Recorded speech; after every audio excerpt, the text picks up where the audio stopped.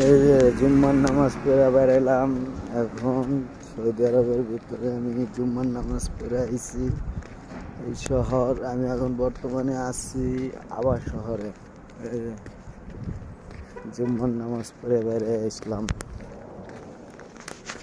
দেখেন মানুষজন নাই তেমন, একটা রাস্তাঘাট ফাঁকা সব। সৌদি আরবে নামাজ পড়ে বেড়ালাম। এখন আমি বাসায় যেতেছি।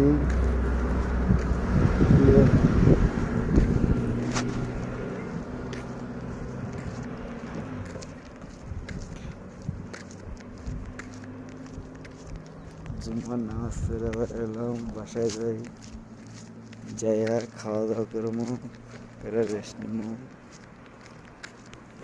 শুক্রবার আজকে জুম্মার, রাস্তাঘাটে কোনো মানুষজন নাই।